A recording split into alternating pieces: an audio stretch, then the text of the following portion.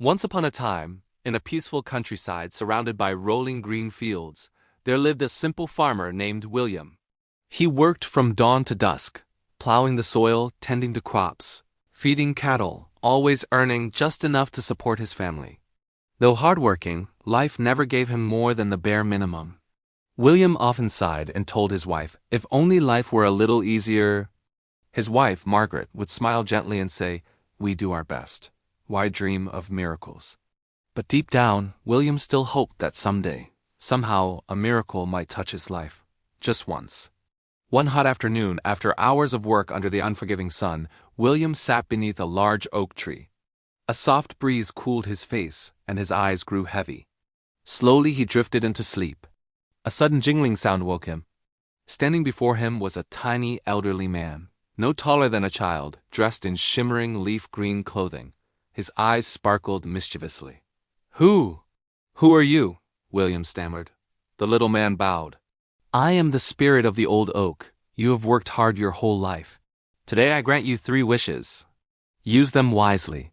Before William could reply, the spirit vanished like dust in sunlight. William stood speechless. 3 wishes? 3 real wishes? He bolted home as fast as he could, shouting, Margaret! Margaret! You won't believe what just happened. His wife listened skeptically as he described the spirit. Margaret frowned. Be careful, William. Wishes can be dangerous. Think before you speak. But William was far too excited and far too hungry. All this talking has made me starving, he said, rubbing his stomach. I wish I had a hot, delicious meal right now. Suddenly, poof!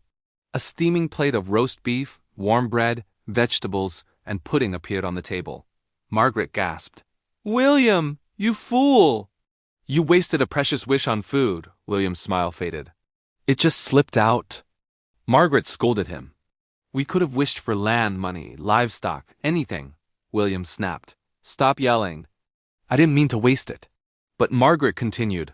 Oh, if only that food stuck to your mouth. Maybe then you'd think before speaking. Without thinking, William shouted angrily. I wish it was stuck to my mouth. Poof. The plate shot up and smacked straight onto William's face. Bread, gravy, and vegetables plastered everywhere. The pudding slid down his chin. Margaret stood in horror. You idiot? That was the second wish. William's voice came muffled from behind the plate. Take it off! Take it off! No matter how hard she pulled, it wouldn't budge, as if glued by magic. Now only one wish remained. They sat quietly at the table, defeated. Margaret whispered, we could still wish for wealth. But you'll spend the rest of your life with dinner stuck to your face. William sighed deeply. What good is wealth if I cannot show my face?